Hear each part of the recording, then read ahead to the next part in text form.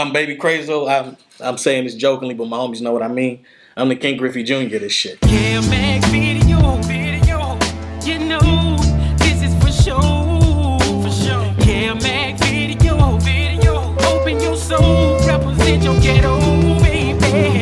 Yeah, make video, you know, this is for sure, Yeah, make video, open your soul, represent your ghetto. 2005, I caught a homicide. 2005, gang banging. Got arrested for it. It was bad. Evidence against me, all that. Got in there, didn't say a word. That's another thing before I keep going, man. You dudes get arrested, man. It's the police job to lock you up. It's your job to get away. When you get locked up, man, just make sure your name is spelled right on the paperwork and go on to the back, man, and wait till you go to court. No statement should ever be made, man. It's their job to catch you. Anything you say can and will be used against you. Period, point blank. I live by that motto. I practiced that motto when I got arrested this last time in 05. And I didn't make a statement. Got a hung jury in trial. Took a deal for a manslaughter. I'm back home. Came home. Got back in the streets, whatever the case may be. Used to get money. I'm really from Inglewood, really from 102nd Street, so I don't know nothing but hustling. But at the end of the day, that played out too. You know what I'm saying? And it was time to do something different. Got 3 children now, and I done made it through the storm for the most part. And I was young when I was doing that. So my innocence was lost. I ain't never got touched, raped, none of that bullshit. But my innocence was lost as far as living in the streets and being about that work, because that's what had to happen, and that's what it was. I'm from an era of death and aggression, and on any given day, the Raymonds will give you one of them, period, point blank. And at the same time, I live with them demons today. You know what I'm saying? It's a lot of times I wake up in the morning and be like, damn, man, I really did that, and damn, I'm glad I'm still here. You know what I'm saying? I remember being in prison this last time and writing one of my little homies. He was in reception, and I wrote him a letter apologizing to him about setting the example that I set for him, as far as to follow in the footsteps that I laid the foundation of, as far as that next generation, as far as the tiny lokes or whatever the case may be. So I live with that, but through my children, I'm gonna do everything I can to rectify that. And unfortunately, in our society, with black men and amongst our race, we have a thing of not cheering for each other and things of that nature. When a dude is doing something positive or negative, and just because you're not doing it, don't have nothing negative to say. You ain't talked to a dude in a couple of months, don't gossip about that, man. Call that man and ask him how he doing. You know what I'm saying? Us black men, we matter. We gotta save our kids. And it start right there in the house. We gotta save them kids. My dad was a Rolling Stone, he was a gangster. He wasn't there, moms could control me at a certain point. I was lost to the streets. So we have responsibilities as men. You can't run around saying you're a man if you're not handling your responsibility with your children. Period, point blank. And if, like the homie said, if you pushing anything negative in 2018 and you a certain age, you dead wrong. Period, point blank. You dare. At the same time, you got to do what you got to do, and it is what it is. Certain situations may occur, or whatever the case may be. You got to defend yourself. It is what it is. We understand that. That's that mentality, and it's a gangster mentality, and we all have it.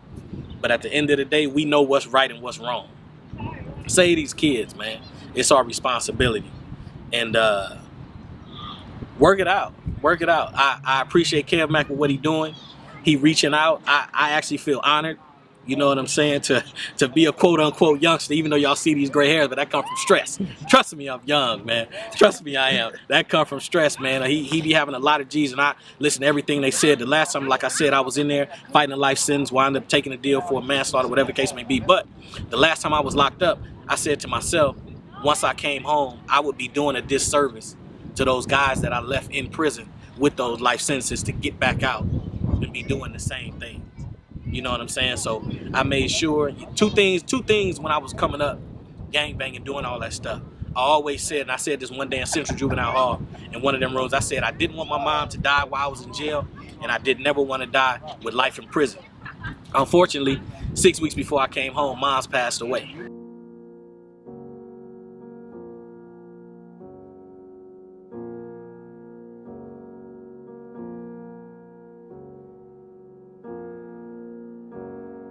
And now it's up to me to not to die in prison. I don't want to die on the streets. You know what I'm saying? If somebody push up on me, whatever the case may be, from 10 sins of the past, so be it. I understand the game. But I'm doing some other shit now, driving trucks, things of that nature. I ain't never had a job in my life. It's always been about the hustle. You follow what I'm saying? But at the same time, that comes with a price too. You know, that comes with a price. I was telling a friend of mine the other day, I said, you go to work, get paid, pay your taxes January through March, you get a tax refund. In the streets hustling, I got to sit down for a couple of years in that penitentiary. So it is what it is. And I do push getting employment, but fuck all that. Take it to the next level. Own something. You can't be no millionaire working for nobody. And I ain't never been no worker. Infiltrate, educate, evacuate. Go get the game, learn from them. There's nowhere in the world you should work at McDonald's for 3 years and wind up working for them for 6 years. Because with that 3 years, you got that experience to run a business, you should be owning the burger stand. How does an OG go about recruiting youngsters on the street? Well, from my experience, my OGs, I would necessarily say was preying on us. Like I said, we were out, bad little kids, had unadulterated access to the streets, and that was who was on the block. You know what I'm saying? And at the same time, they didn't want you hanging out with them, but at the same time, if you was going to be out there, they wanted to steer you in the right direction, quote unquote. What is it about gangbanging that sucks us in as little kids? The full autonomy and authority to do what you want to do without having to answer to nobody. Do you think the jewels, the cars, artificial power of the streets have anything to do with it? Oh, absolutely, absolutely. That's the draw of it all. From when you sitting in your living room as a little kid looking at TV, watching old gangster movies or whatever the case may be, and you look out your window and you can add 2 + 2 and see that it's the same thing, you instantly drawn to that. How about the popularity from the females going through junior high school? Oh, absolutely, absolutely. Especially when I was coming up, we had our Jerry curls and things like that. And the gang members was kind of the bad guys, the macho, you know what I'm saying, had that, or what they would call today, swag. You know what I'm saying? Absolutely. With the fame come the girls. You know what I'm saying? And I was definitely trying to be as famous as possible. Does a young homie have an alternative to gangbanging, or is he forced to gangbang? A young homie is not forced to gangbang, but like I alluded to, if the family structure is not there, it's easy to succumb to that. Was it ever a point where you felt like your childhood was over with? Oh, absolutely. At the age of 14, I was allegedly involved in 3 separate incidents where the movies turned out to be reality for myself. And it's funny because I hadn't even had sex with a woman yet, or a girl. And I was out there gangbanging with grown men, doing grown men stuff, and picking up doing the same things that they were doing. And that involved everything from A to Z. So yeah, at 14 years old, I realized that my childhood was over. When you was in prison, did the homies look out for you?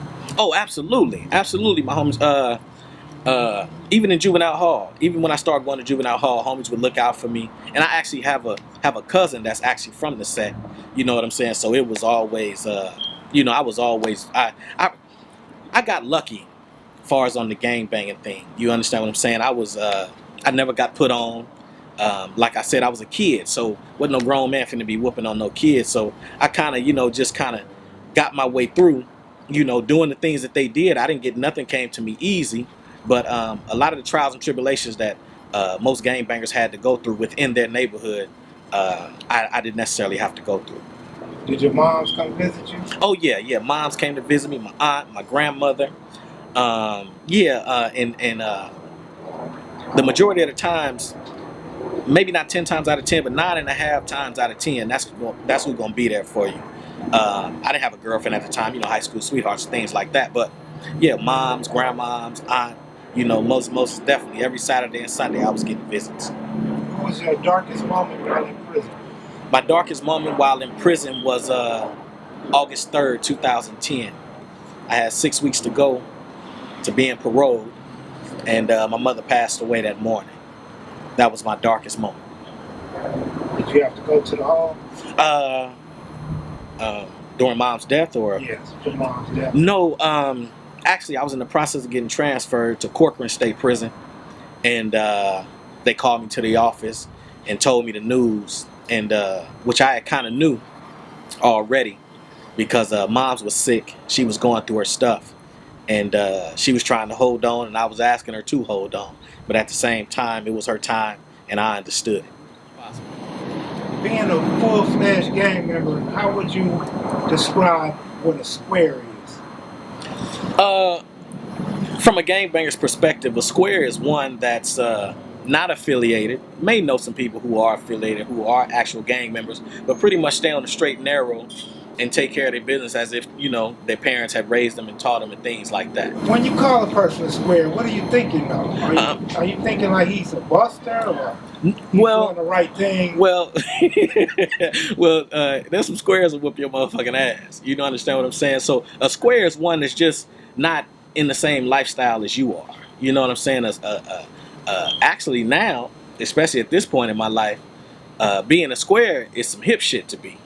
It's, you know what I'm saying? It's man, I wish I would have grew up a square. You know. It's my understanding at one point you was in jail fighting a murder. Oh, absolutely, absolutely. The last time I got arrested or was in any kind of trouble was 2005. It was gang related. I was still gang banging. It was what it was. Still had that mentality, and it was a bad situation. It was a mountain of evidence against me. But like I said previously in conversations we had, I got arrested.